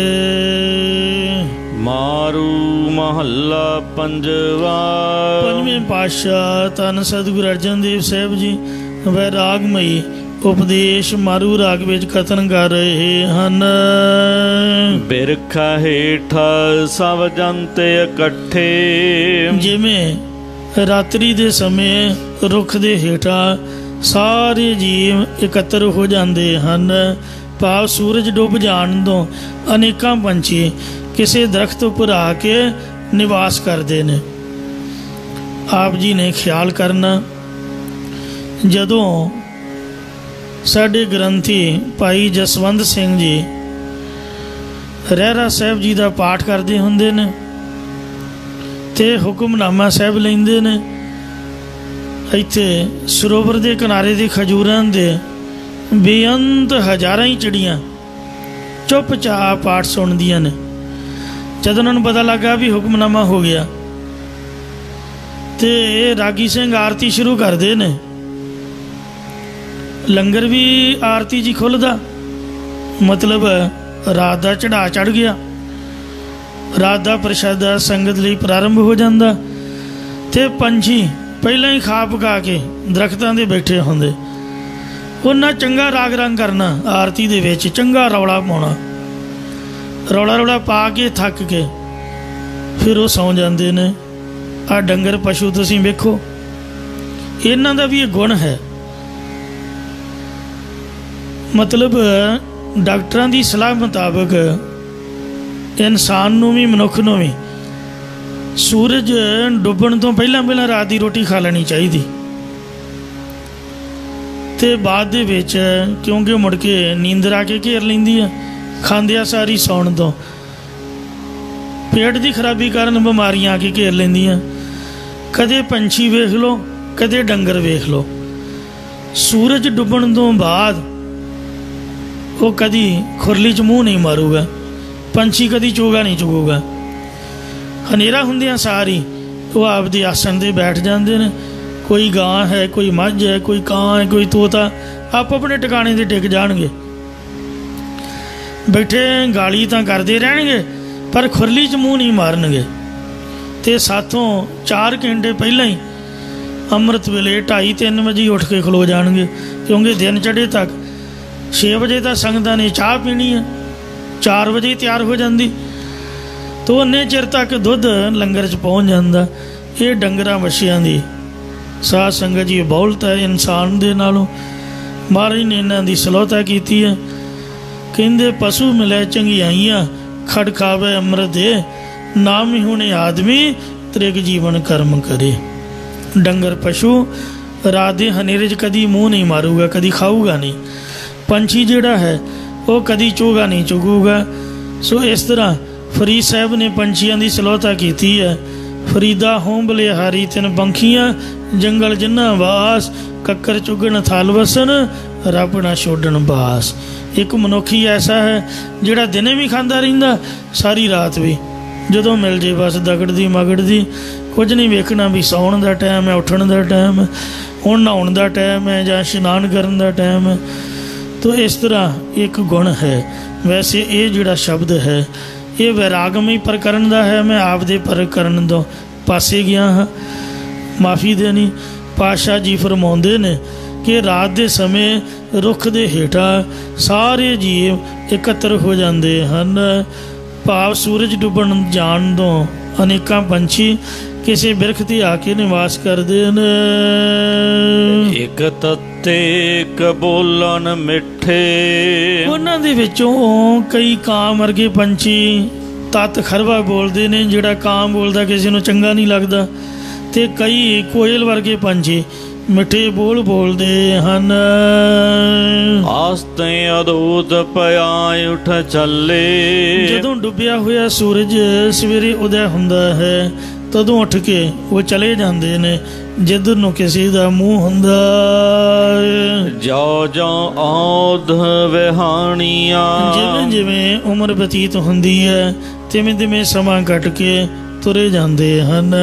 ਇਸੇ ਪ੍ਰਕਾਰ ਇਹਨਾਂ ਪੰਕਤੀਆਂ ਦੇ ਦੂਸਰੀ ਅਰਥ ਸਰਵਣ ਕਰੋ ਜੀ। ਬਿਰਖ ਹੇਠਾਂ ਸਭ ਜੰਤੇ ਇਕੱਠੇ। ਬਿਰਖ ਰੁੱਖ ਕਿਹੜਾ ਹੈ? ਇਹ ਸੰਸਾਰ ਜਾਂ ਆ ਜਿਹੜਾ ਸਾਡਾ ਗ੍ਰਸਤ ਪਰਿਵਾਰ ਹੈ ਇੱਕ ਰੁੱਖ ਦੀ ਤਰ੍ਹਾਂ ਹੈ। ਇਹ ਸੰਸਾਰ ਰੂਪੀ ਗ੍ਰਸਤ ਪਰਿਵਾਰ ਰੂਪੀ ਰੁੱਖ ਦੇ ਹੇਠਾਂ ਅੰਡਰ ਜੀਰ ਸੇਤਜ ਉਤਪੁਜ ਚੌਹਾਂ ਖਾਣੀਆਂ ਦੇ ਸਾਰੇ ਜੀਵ ਆਪੋ ਆਪਣੀ ਪ੍ਰਾਲਬਧ ਅਨੁਸਾਰ ਇਕੱਤਰ ਹੋਏ ਹਨ। ਮਾਮੇ ਚਾਚੇ ਤਾਏ ਭੂਆ ਫੁੱਫੜ ਮਾਸੜ ਮਾਸੀਆਂ ਸਾਡੇ ਵੇਖਦਿਆਂ ਕਈ ਤਾਂ ਤੁਰ ਗਏ ਨੇ ਤੇ ਕਈਆਂ ਦੇ ਕਮਰ ਕਸੇ ਰੱਬ ਵੱਲੋਂ ਲੱਗੇ ਹੋਣਗੇ। ਇੱਕ ਤੱਤੇ ਇੱਕ ਬੋਲਣ ਮਿੱਠੇ। ਉਹਨਾਂ ਵਿੱਚੋਂ ਇੱਕ ਤਾਂ ਤਮੋ ਗੁਣੀ ਪੁਰਖ ਤੱਤਾ ਭਾਵ ਕ੍ਰੋਧ ਨਾਲ ਬੋਲਦੇ ਨੇ ਤੇ ਇੱਕ ਸਤੋ ਗੁਣੀ ਪੁਰਖ ਮਿੱਠੇ ਪਿਆਰ ਵਾਲੇ ਬਚਨ ਬੋਲਦੇ ਹਨ। ਜਿਸ ਤਰ੍ਹਾਂ ਦਾ ਰੱਬ ਨੇ ਕਿਸੇ ਦਾ ਸੁਭਾਅ ਬਣਾਇਆ ਉਸੇ ਤਰ੍ਹਾਂ ਦਾ ਉਹਦਾ ਸੁਭਾਅ, ਉਸੇ ਤਰ੍ਹਾਂ ਦੀ ਉਹਦੀ ਬੋਲੀ ਹੈ। ਆਸਤੇ ਅਦੂਤ ਭਇਆ ਉੱਠ ਚੱਲੇ। ਜਦੋਂ ਸਾਰੀ ਸ੍ਰਿਸ਼ਟੀ ਨੂੰ ਸਮਾਪਤ ਡੁਬਾਉਣ ਵਾਲਾ ਕਾਲ ਰੂਪੀ ਸੂਰਜ ਪ੍ਰਗਟ ਹੁੰਦਾ ਹੈ। ਜੋ ਜੋ ਔਧ ਵਿਹਾਣੀਆਂ। ਜਿਵੇਂ ਜਿਵੇਂ ਵੀ ਕਿਸੇ ਦੀ ਉਮਰ ਬਤੀਤ ਹੁੰਦੀ ਹੈ ਤਿਵੇਂ ਤਿਵੇਂ ਉਹ ਆਪਣੀ ਉਮਰ ਨੂੰ ਪੂਰੀ ਕਰਕੇ ਸੰਸਾਰ ਤੋਂ ਉੱਠ ਕਰਕੇ ਪਰਲੋਕ ਨੂੰ ਚਲੇ ਗਏ ਨੇ। ਕੋਈ ਚੱਲਣ ਦੀ ਤਿਆਰੀ ਵਿੱਚ ਹਨ। ਪਾਪ ਕਰਿੰਦੜਾ ਸਰ ਪਰ ਮੁੱਠੇ। ਪਾਪ ਮੰਦ ਕਰਮ ਕਰਨ ਵਾਲੇ ਜ਼ਰੂਰ ਪਰ ਜ਼ਰੂਰ ਬੇਕਾਰਾਂ ਵਿੱਚ ਲੁੱਟੇ ਜਾਂਦੇ ਹਨ। ਅਜ਼ਰਾਈਲ ਫੜੇ ਫੜ ਕੁੱਠੇ। ਇਹ ਮੌਤ ਦਾ ਫਰਿਸ਼ਤਾ ਹੈ ਅਜ਼ਰਾਈਲ। ਉਹਨਾਂ ਪਾਪ ਕਰਮੋਂ ਕਰਨ ਵਾਲਿਆਂ ਨੂੰ ਫੜ ਫੜ ਕੇ ਖੋਹਦਾ ਹੈ, ਮਾਰਦਾ ਹੈ। ਚੂੰ ਸਵੱਧ ਤਕਬੀਰ ਬੱਕਰੇ ਦੇ ਕੋਣ ਵਾਲੀ ਹਾਲਤ ਹੁੰਦੀ ਹੈ। ਦੋਜਕ ਪਾਏ ਸਿਰਜਣਹਾਰਾ। ਰਚਨਹਾਰ ਪ੍ਰਮਾਤਮਾ ਨੇ ਅਜਿਹੇ ਪਾਪੀ ਪੁਰਖਾਂ ਨੂੰ ਨਰਕ ਦੇ ਵਿੱਚ ਪਾਇਆ ਹੈ। ਲੇਖਾ ਮੰਗੈ ਬਾਣੀਆਂ। ਅਤੇ ਧਰਮਰਾਜ ਰੋ ਬਾਣੀਆਂ ਕਰਮਾਂ ਦਾ ਹਿਸਾਬ ਕਿਤਾਬ ਮੰਗਦਾ ਹੈ। ਸੰਗਨ ਕੋਈ ਭਈਆਂ ਬੇਬਾ। ਭਰਾ ਭੈਣ ਆਦਿਕ ਕੋਈ ਵੀ ਨਾਲ ਨਹੀਂ ਜਾਂਦਾ। ਮਾਲ ਜੋਬਨ ਧਨ ਛੋੜ ਵੰਜੇਸਾ। ਹਾਥੀ ਘੋੜੇ ਮੱਝਾਂ ਗਾਵਾਂ ਆਦਿਕ ਜਵਾਨੀ ਰੋਕੜੀ ਆਦਿਕ ਇੱਥੇ ਹੀ ਛੱਡ ਕੇ ਜੀਵ ਪਰਲੋਕ ਨੂੰ ਚਲਿਆ ਜਾਂਦਾ ਹੈ। ਕਰਨ ਗਰੀਮਾ ਨਾ ਜਾਤੋ ਕਰਤਾ। ਜਿਸ ਪੁਰਖ ਨੇ ਕਾਰਜਾਂ ਦੇ ਕਰਨ ਵਾਲਾ ਕਰਮ ਬਖਸ਼ੀ ਕਰਨ ਵਾਲਾ ਕਿਰਪਾਲੂ ਰਚਨਾ ਹਰ ਪਰਮੇਸ਼ਰ ਨਹੀਂ ਜਾਣਿਆ। ਦਿਲ ਪੀੜੇ ਜਾਂ ਕਹਾਣੀਆਂ। ਉਹਨੂੰ ਇਉਂ ਨਰਕਾਂ 'ਚ ਪੀੜਿਆ ਜਾਂਦਾ ਜਿਵੇਂ ਕਹਾਣੀ ਵਿੱਚ ਤਿਲ ਪੀੜੇ ਜਾਂਦੇ ਨੇ। ਫਰੀਦਾ ਵੇਖ ਕਪਾਹ ਹੈ ਜੇ ਥੀਆ, ਜੇ ਸਿਰ ਥੀਆ ਤਿਲਾਹ ਕਮਾਦ ਰਕਾਗਦ ਕੁੰਨੇ ਕੋਈ ਲਿਆ। ਮੰਦੇ ਅਮਲ ਕਰੇਂਦਿਆਂ ਇਹ ਸਜਾਏ ਤਨਾਹ। ਖੁਸ਼ ਖੁਸ਼ ਲੈਂਦਾ ਵਸਤ ਪਰਾਈ। ਹੇ ਜੀਵ ਤੂੰ ਬੇਗਾਨੀ ਚੀਜ਼ ਨੂੰ ਬੇਗਾਨੇ ਪਦਾਰਥ ਨੂੰ ਖੁਸ਼ ਨਹੀਂ ਕਹਿਣਾ। ਉਹਦੇ ਖੁਸ਼ੀ ਹੋ ਗਈ। ਖੁਸ਼ ਖੋ ਕੇ ਜਾਂ ਆਪਣੀ ਖੁਸ਼ੀ ਵਾਸਤੇ ਖੁਸ਼ ਖੋ ਕੇ ਇਕੱਠੇ ਕਰ ਲੈਂਦਾ ਹੈ। ਵੇਖੈ ਸੁਣੇ ਤੇਰਾ ਨਾਲ ਖੁਦਾਈ। ਪਰ ਉਹ ਖੁਦਾ ਪਰਮੇਸ਼ਰ ਤੇਰੇ ਨਾਲ ਹੀ ਵਸਦਾ ਜੋ ਤੇਰੇ ਸਭ ਗੁਪਤ ਕੰਮਾਂ ਨੂੰ ਵੇਖਦਾ ਤੇ ਤੇਰੀਆਂ ਸਭ ਗੁਪਤ ਗੱਲਾਂ ਨੂੰ ਸੁਣਦਾ ਹੈ। ਦੁਨੀਆ ਲੱਭ ਪਿਆ ਖਾਤੇ ਅੰਦਰ। ਹੇ ਭਾਈ ਤੂੰ ਮਾਇਆ ਦੇ ਲਾਲਚ ਰੂਪ ਟੋਏ ਦੇ ਵਿੱਚ ਪਿਆ ਹੋਇਆ ਹੈ ਜਾਂ ਦੁਨੀਆ ਦੇ ਲਾਲਚ ਕਰਕੇ ਸੰਸਾਰ ਰੂਪ ਜਾਂ ਔਗਣਾ ਰੂਪ ਟੋਏ ਵਿੱਚ ਪਿਆ ਹੋਇਆ ਹੈ। ਅਗਲੀ ਗੱਲ ਨਾ ਜਾਣੀਆ, ਅੱਗੇ ਪਰਲੋਕ ਵਾਲੀ ਗੱਲ ਤੂੰ ਜਾਣੀਓ ਹੀ ਨਹੀਂ ਹੈ।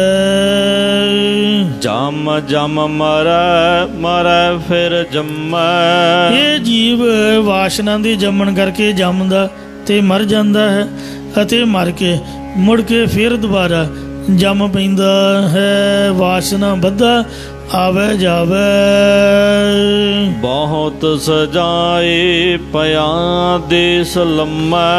ਇੰਜ ਜੀਵ ਨੂੰ ਬੇਅੰਤ ਸਜ਼ਾ ਮਿਲਦੀ ਹੈ ਅਤੇ 84 ਦੇ ਗੇਟ ਰੋਪ ਲੰਮੇ ਦੇਸ਼ ਵਿੱਚ ਪੈ ਜਾਂਦਾ ਹੈ। ਜਿਨ ਕੀਤਾ ਤਿਸੈ ਨਾ ਜਾਣੀ ਅੰਦਾ, ਸੋ ਜਿਸ ਪਰਮੇਸ਼ਰ ਨੇ ਤੈਨੂੰ ਪੈਦਾ ਕੀਤਾ ਹੈ ਉਹਨੂੰ ਤੋਂ ਹੇ ਅੰਨ੍ਹਿਆ ਅਗਿਆਨ ਕਰਕੇ ਜਾਣਦਾ ਨਹੀਂ ਹੈ। ਤਾਂ ਦੁੱਖ ਸਹੈ ਪ੍ਰਾਣੀਆ, ਇਹ ਪ੍ਰਾਣਧਾਰੀ ਜੀਵ ਤਾਂ ਹੀ ਤਾਂ ਤੈਨੂੰ ਜੰਮਣ ਮਰਨ ਦਾ ਦੁੱਖ ਸਹਾਰਨਾ ਪੈਂਦਾ। ਆਪਣੀਆਂ ਕਰਤੂਤਾਂ ਕਰਕੇ ਹੀ ਤੂੰ ਦੁਖੀ ਹੁੰਦਾ ਹੈ। ਖਾਲਕ ਥਾਵਹੁ ਭੁੱਲਾ ਮੁੱਠਾ, ਤੂੰ ਪਰਮੇਸ਼ਰ ਵੱਲੋਂ ਜਾਂ ਵਾਹਿਗੁਰੂ ਦੇ ਸਰੂਪ ਥਾਂ ਵੱਲੋਂ ਭੁੱਲਿਆ ਹੋਇਆ ਕਾਮ ਕ੍ਰੋਧ ਆਦਿਕ ਵਿਕਾਰਾਂ ਕਰਕੇ ਲੁੱਟਿਆ ਗਿਆ ਹੈ। ਲੋਕ ਤਾਂ ਰਾਤੀ ਲੁੱਟੀਂਦੇ ਨੇ, ਤੂੰ ਦਿਨ ਦਿਹਾੜੇ ਹੀ ਲੁੱਟੀਂਦਾ ਜਾ ਰਿਹਾ ਹੈ। ਇਸ ਦੇ ਹੀ ਅੰਦਰ ਪੰਜ ਚੋਰ ਵਸੈ ਹੈ, ਕਾਮ ਕ੍ਰੋਧ ਲੋਭ ਮੋਹ ਹੰਕਾਰਾ। ਅੰਮ੍ਰਿਤ ਲੂਟੈ ਮਨਮੁਖ ਨਹੀਂ ਬੁਝ ਹੈ, ਕੋਈ ਨਾ ਸੁਣੇ ਪੁਕਾਰਾ। ਇੱਕ ਇਹੋ ਜਿਹੀ ਭੈੜੀ ਬਿਮਾਰੀ ਹੈ, ਜੇ ਸਕੇ ਸੋਧਰੇ ਵੀ ਰੋਕਣ ਵੀ ਇਹ ਕੰਮ ਬੁਰਾ ਇਹ ਨਹੀਂ ਕਰਨਾ ਤੇ ਮਾਰਨ ਤੱਕ ਪੈਂਦਾ ਹੈ। ਮਤਲਬ ਇੰਨਾ ਵੈਰ ਪੈ ਜਾਂਦਾ। ਇਸ ਲਈ ਕਿਸੇ ਨੂੰ ਸਮਝਾਉਣਾ ਵੀ ਬੜਾ ਵੱਡਾ ਗੁਨਾਹ ਬਣ ਜਾਂਦਾ ਹੈ। ਇਹਨਾਂ ਮਹਾਰਾਜ ਕਹਿੰਦੇ ਤੂੰ ਨਾ ਹੋਇਆ ਪਿਆ ਹੈ। ਦੁਨੀਆ ਖੇਲਾ ਬੁਰਾ ਰੋਠਾ ਤੁਠਾ, ਕਾਮ ਕ੍ਰੋਧ ਆਦਿਕ ਵਿਕਾਰਾਂ ਕਰਕੇ ਲੁੱਟੀਆਂ ਗਈਆਂ। ਸੰਸਾਰ ਦਾ ਤਮਾਸ਼ਾ ਬਹੁਤ ਭੈੜਾ ਹੀ ਹੋ, ਬਹੁਤ ਬੁਰਾ ਹੀ ਹੋ। ਦੁਨੀਆ ਵੇਖ ਕੇ ਹੱਸੇਗੀ ਤੇ ਤੂੰ ਇਹਦੇ ਵਿੱਚ ਲੱਗ ਕੇ ਪਦਾਰਥ ਨਾਸ਼ ਹੋਏ ਤੋਂ ਰੁੱਸ ਜਾਂਦਾ ਹੈ ਤੇ ਪਦਾਰਥ ਆਏ ਤੋਂ ਪ੍ਰਸੰਨ ਹੋਇਆ ਫਿਰਦਾ ਹੈ, ਤੇ ਮੁੜ ਕੇ ਜਦ ਜਾਣਾ ਪੈਂਦਾ ਉਦੋਂ ਰੋਣਾ ਪੈਂਦਾ ਹੈ। ਜਿੰਨਾ ਖੁਸ਼ੀ ਮਨਾਉਂਦਾ ਉਹ ਤੋਂ ਡਬਲ ਰੋਣਾ ਪੈਂਦਾ ਹੈ। ਜਾਂ ਪਾਤਸ਼ਾਹ ਜੀ ਫਰਮਾਉਂਦੇ ਨੇ, ਦੁਨੀਆ ਖੇਲ ਬੁਰਾ ਰੋਠਾ ਤੁਠਾ, ਦੁਨੀਆ ਦੇ ਜਿਹੜੇ ਤਮਾਸ਼ੇ ਨੇ ਇਹ ਬੜੇ ਬੁਰੇ ਨੇ। ਇਹਨਾਂ ਵਿੱਚ ਲੱਗੇ ਹੋਇਆ ਧਨ ਪਦਾਰਥ ਕੋਲ ਹੋਣ ਕਰਕੇ ਸਮਝਦਾ ਕਿ ਪਰਮੇਸ਼ਰ ਮੇਰੇ ਉੱਪਰ ਬਹੁਤ ਪ੍ਰਸੰਨ ਹੈ, ਪਰੰਤੂ ਉਹ ਤੇਰੇ ਉੱਪਰ ਨਾਰਾਜ਼ ਹੋਇਆ ਪਿਆ ਹੈ। ਜਿਹਨੂੰ ਰੱਬ ਨੇ ਨਰਕਾਂ 'ਚ ਪਾਉਣਾ ਹੋਵੇ ਉਹਨੂੰ ਪੈਸਾ ਦੇ ਦਿੰਦਾ, ਪੈਸੇ 'ਚ ਬੰਦਾ ਪਰਮਾਤਮਾ ਨੂੰ ਭੁੱਲ ਜਾਂਦਾ। ਤੇ ਜਿੰਨਾ ਵੱਧ ਪੈਸਾ ਉਹਨਾਂ ਨਸ਼ਾ ਲੋਕ ਜ਼ਿਆਦਾ ਕਰਦੇ, ਤੇ ਉਹਨਾਂ ਹੀ ਬੁਰੇ ਕਰਮਾਂ ਦੇ ਵਿੱਚ ਮਸਤ ਹੁੰਦੇ। ਗਰੀਬ ਬੰਦੇ ਜਿਹਦੇ ਕੋਲ ਪੈਸਾ ਨਹੀਂ, ਉਹ ਚਾਹੁੰਦਾ ਹੋਇਆ ਵੀ ਕੀ ਕਰੂਗਾ। ਤੇ ਇਸ ਵਾਸਤੇ ਮਹਾਰਾਜ ਸੱਚੇ ਪਾਤਸ਼ਾਹ ਸਮਝ ਲਓ ਕਿ ਨਾਰਾਜ਼ ਹੈ। ਜਿਹੜਾ ਗਰੀਬ ਹੈ, ਰਵਿਦਾਸ ਜੀ ਵਰਗੇ, ਕਬੀਰ ਜੀ ਵਰਗੇ, ਨਾਮਦੇਵ ਜੀ ਵਰਗੇ, ਉਹਨਾਂ ਰੱਬ ਦੇ ਕੋਲੋਂ ਆਪਦੀ ਮਰਜ਼ੀ ਦੇ ਨਾਲ ਗਰੀਬੀ ਲਈ। ਧੰਨ ਸ੍ਰੀ ਗੁਰੂ ਨਾਨਕ ਦੇਵ ਮਹਾਰਾਜ ਸੱਚੇ ਪਾਤਸ਼ਾਹ ਜੀ ਨੇ ਇੱਕ ਸੇਰ ਗਰੀਬੀ ਚੋਂ ਸੱਚਖੰਡ ਦੇ ਵਿੱਚੋਂ ਕਹਿੰਦੇ 3 ਪਾਈਆ ਆਪ ਹੀ ਲੈਣ ਦੀ, ਮਹਾਰਾਜ ਨੂੰ ਕਹਿੰਦੇ ਸਾਰੀ ਦੇ ਦਿਓ। ਜਦੋਂ ਪਹਿਲੇ ਅਵਤਾਰ ਆਏ ਕੋਈ ਸ਼ਕਤੀ, ਤੇ ਮਹਾਰਾਜ ਨੂੰ ਕਹਿੰਦੇ ਵੀ ਤੁਹਾਨੂੰ ਕੀ ਚਾਹੀਦਾ? ਕਹਿੰਦੇ ਗਰੀਬੀ ਦੇ ਦਿਓ। ਕਿੰਨੀ ਚਾਹੀਦੀ? ਕਹਿੰਦੇ ਜਿੰਨੀ ਹੈਗੀ ਓਨੀ ਦੇ ਦਿਓ। ਕਹਿੰਦੇ ਤੁਹਾਡੇ ਤੋਂ ਬਾਅਦ ਜੇ ਕਿਸੇ ਭਗਤ ਨੇ ਮੰਗ ਲਈ ਫਿਰ ਇਉਂ ਕਰੋ, 1 ਪਾਈਆ ਛੱਡ ਜਾਓ ਤੇ 3 ਪਾਈਆ ਲੈ ਜਾਓ। ਭਾਈ ਗੁਰਦਾਸ ਸਾਹਿਬ ਜੀ ਨੇ ਲਿਖਿਆ, 9 ਨਿਧ ਨਾਮ ਗਰੀਬੀ ਪਾਈ। ਗਰੀਬੀ ਦੇ ਵਿੱਚ ਹੀ 9 ਪ੍ਰਕਾਰ ਦੇ ਖਜ਼ਾਨੇ ਲੁਕੇ ਹੋਏ ਨੇ। ਜਿਹੜਾ ਆਪਦੇ ਆਪ ਨੂੰ ਅਮੀਰ ਸਮਝਦਾ, ਸਮਝ ਲਓ ਕਿ ਉਹ ਨਿਗਰਦਾ ਜਾ ਰਿਹਾ ਹੈ। ਇਉਂ ਧੰਨ ਸ੍ਰੀ ਗੁਰੂ ਨਾਨਕ ਦੇਵ ਸੱਚੇ ਪਾਤਸ਼ਾਹ ਜੀ ਵੇਖੋ ਵੈਰਾਗਮਈ ਅਵਸਥਾ ਦੇ ਵਿੱਚ ਵਿਚਰੇ। ਉਹਨਾਂ ਦੀ ਕਿਰਪਾ ਦੇ ਨਾਲ ਹੀ ਅੱਜ ਸਾਡੇ ਕੋਲ ਸਭ ਕੁਝ ਬਖਸ਼ਿਆ ਹੋਇਆ ਹੈ। ਇਉਂ ਪਰਮਾਤਮਾ ਜਿਹੜਾ ਮਾਇਆਧਾਰੀ ਅਮੀਰ ਬੰਦਾ ਉਹਦੇ 'ਤੇ ਸਮਝ ਲਓ ਨਾਰਾਜ਼ ਹੈ, ਅਤੇ ਜਿਹੜਾ ਗਰੀਬ ਹੈ ਸਮਝ ਲਓ ਕਿ ਉਹਦੇ 'ਤੇ ਪ੍ਰਸੰਨ ਹੈ। ਦੁੱਖ ਦਾਰੂ ਸੁਖ ਰੋਗ ਪਿਆ। ਦੁਖੀ ਬੰਦਾ ਹੀ ਅਰਦਾਸ ਕਰਨ ਜਾਊਗਾ। ਸੈਦਕ ਸਬੂਰੀ ਸੰਤਾਂ ਨ ਮਿਲਿਓ। ਤੈਨੂੰ ਸਿਦਕ ਭਰੋਸੇ ਸੰਤੋਖ ਵਾਲਾ ਕੋਈ ਸੰਤ ਨਹੀਂ ਮਿਲਿਆ ਹੋਣਾ। ਅੱਜ ਕੱਲ੍ਹ ਦੇ ਸੰਤ ਲਾਲਚੀ ਨੇ ਤੇ ਕਿੰਨੀ ਦੇਰੀ ਤਨਖਾਹ ਹੈ, ਮੁੰਡਾ ਬਾਹਰ ਗਿਆ ਕਿ ਨਹੀਂ ਗਿਆ, ਕਿੰਨੀਆਂ ਗੱਡੀਆਂ ਪਾਈਆਂ ਨੇ। ਉਹ ਭਲਿਆ ਮਾਨਸਾ ਤੂੰ ਇਹ ਪੁੱਛ ਵੀ ਅੰਮ੍ਰਿਤ ਛਕਿਆ ਹੀ ਹੋ। ਤੇਰੇ ਘਰ ਰੋਟੀ ਤਾਂ ਖਾਊਂ ਜੇ ਤੂੰ ਅੰਮ੍ਰਿਤ ਛਕੇਂਗਾ। ਜੇ ਅੰਮ੍ਰਿਤ ਛਕਿਆ ਤਾਂ ਨਿਤਨੇਮ ਕਰਦਾ ਤੂੰ ਭਾਈ, ਜੇ ਕਰਦਾ ਤੇ ਜਪਜੀ ਸਾਹਿਬ ਜ਼ਬਾਨੀ ਯਾਦ ਹੀ ਹੋ। ਤੂੰ ਇਹ ਪੁੱਛ ਵੀ ਰਹਿਤ ਰੱਖਦਾ ਤਿਆਰ ਪਰ ਤਿਆਰ, ਨਸ਼ਾ ਪਤਾ ਤਾਂ ਨਹੀਂ ਵਰਤਦਾ। ਸਾਧੂ ਸੰਤਾਂ ਨੂੰ ਤਾਂ ਇਹ ਬਚਨ ਕਰਨਾ ਚਾਹੀਦਾ, ਗੁਰਸਿੱਖ ਗੁਰਸਿੱਖਾਂ ਨਾਲ ਮਿਲਣ ਤੇ ਰੱਬ ਦੇ ਘਰ ਦੀ ਗੱਲ ਕਰਨ। ਤੈਨੂੰ ਕੋਈ ਗੁਰਸਿੱਖ ਕੋਈ ਸੰਤ ਮਹਾਤਮਾ ਸੰਤੋਖ ਵਾਲਾ ਨਹੀਂ ਮਿਲਿਆ। ਵਤੈ ਆਪਣ ਪਾਣੀਆ। ਇਸ ਲਈ ਗੁਰੂ ਜਿਨ੍ਹਾਂ ਦੇ ਅੰਧਲੇ ਤੇ ਸਿੱਖ ਵੀ ਅੰਧੇ ਕਰਮ ਕਰੇਣ, ਉਹ ਆਪਦੇ ਭਾਣੀ ਮਰਜ਼ੀ ਅਨੁਸਾਰ ਵਿਚਰਦੇ ਨੇ। ਜਿਸ ਤਰ੍ਹਾਂ ਰਾਮ ਰਾਏ ਦੇ ਮਸੰਦਾਂ ਨੂੰ ਮਹਾਰਾਜ ਗੁਰੂ ਗੋਬਿੰਦ ਸਿੰਘ ਨੇ ਫੜ ਪੂਛਾਂ ਤੋਂ ਕੜਾਹੀ 'ਚ ਸੁੱਟਿਆ ਸੀਗਾ। ਵੇਖਣ ਵਾਲੇ ਕਹਿੰਦੇ ਮਹਾਰਾਜ ਤੁਸੀਂ ਆਪਦੇ ਸਿੱਖਾਂ ਨੂੰ ਹੀ ਸਾੜ ਰਹੇ ਹੋ। ਮਹਾਰਾਜ ਕਹਿੰਦੇ ਵੀ ਸ਼੍ਰੋਮਣੀ ਕਮੇਟੀ ਨੇ ਆਪਦੀ ਵੱਖਰੀ ਕੋਟ ਬਣਾਈ ਹੈ। ਗੁਰਦੁਆਰੇ ਦਾ ਬੰਦਾ ਕਿਸੇ ਕੋਨੇ ਮੋਨੇ ਜਾਂ ਆਮ ਬੰਦੇ ਦੇ ਅੱਗੇ ਖੜੇ ਉਹ ਚੰਗਾ ਜਿਹਾ ਨਹੀਂ ਲੱਗਦਾ। ਗੁਰਦੁਆਰੇ ਦੀ ਸਜ਼ਾ ਗੁਰਦੁਆਰੇ 'ਚ ਹੀ ਭੁਗਤਣੀ ਚਾਹੀਦੀ ਹੈ। ਇਸ ਲਈ ਮਹਾਰਾਜ ਕਹਿੰਦੇ ਵੀ ਇਹਨਾਂ ਨੂੰ ਨਰਕਾਂ ਨੂੰ ਕਿਉਂ ਤੋਰਨਾ, ਐਵੇਂ ਵਿਚਾਰੇ ਸਾਡੇ ਬੰਦੇ ਹੀ ਨੇ, ਸੇਵਾ ਤਾਂ ਕੀਤੀ ਹੋਈ ਆ। ਧਰਮ ਰਾਜੇ ਕੋਲ ਕੀ ਲੈ ਕੇ ਜਾਣਾ। ਵੇਖਣ ਵਾਲੇ ਸਮਝਦੇ ਵੀ ਗੁਰੂ ਸਾਹਿਬ ਬੁਰਾ ਕਰ ਰਹੇ ਨੇ, ਪਰ ਨਹੀਂ। ਮਹਾਰਾਜ ਕਹਿੰਦੇ ਇਹਨਾਂ ਦੇ ਪਾਪ ਸਾੜੇ ਨੇ, ਬੰਦਾ ਨਹੀਂ ਸਾੜਿਆ। ਰੂਹ ਤਾਂ ਕਦੀ ਮਰਦੀ ਨਹੀਂ। ਇਹਨਾਂ ਨੂੰ ਮੈਂ ਸੱਚੇ ਸੁੱਚੇ ਕਰਕੇ ਹੁਣ ਆਪਦੇ ਘਰ ਦਾ ਅਧਿਕਾਰੀ ਬਣਾਊਂਗਾ। ਕਲਗੀਧਰ ਮਹਾਰਾਜ ਐਸੇ ਕੌਤਕੀ ਸਨ। ਤੋ ਇਸ ਤਰ੍ਹਾਂ ਅੰਨੇ ਗੁਰੂ ਦੇ ਸਿੱਖ ਵੀ ਆਪਦੀ ਮਰਜ਼ੀ ਅਨੁਸਾਰ ਵਿਚਰਦੇ ਨੇ। ਜਿਹੜਾ ਪੂਰਾ ਗੁਰੂ ਹੈ ਉਹੀ ਸਿੱਖਾਂ ਦੇ ਉੱਪਰ ਕਿਰਪਾ ਕਰਦਾ ਹੈ। ਮੌਲਾ ਖੇਲ ਕਰੇ ਸਭ ਆਪੇ। ਪਰਮੇਸ਼ਰ ਆਪ ਹੀ ਸਾਰੇ ਉੱਤਮ ਮੱਧਮ ਕਨਿਸ਼ਟ ਆਦਿਕ ਜਗਤ ਦੇ ਤਮਾਸ਼ੇ ਨੂੰ ਰਚਦਾ ਹੈ। ਇੱਕ ਕੰਡੇ ਇੱਕ ਲਹਿਰ ਵਿਆਪੇ। ਇੱਕ ਨਾ ਨੂੰ ਕਾਮ ਕ੍ਰੋਧ ਆਦਿਕ ਦੀ ਲਹਿਰ ਵਿਆਪਦੀ ਹੈ ਤੇ ਇੱਕ ਨਾ ਨੂੰ ਗੁਰਮੁਖ ਜਨਾਂ ਨੂੰ ਇਹ ਤਮਾਸ਼ੇ ਵਿੱਚੋਂ ਕੱਢ ਕੇ ਮੁਕਤੀ ਰੂਪ ਕਿਨਾਰੇ 'ਤੇ ਪਹੁੰਚਾ ਦਿੰਦਾ ਹੈ। ਇਹ ਉਹਦਾ ਆਪ ਦਾ ਹੀ ਕੌਤਕ ਹੈ। ਇੱਥੇ ਕੋਈ ਹੰਕਾਰ ਨਹੀਂ ਹੈ ਕਿਸੇ ਦਾ ਕਿ ਅਸੀਂ ਚੰਗੇ ਹਾਂ ਜਾਂ ਦੂਜੇ ਮਾੜੇ ਨੇ।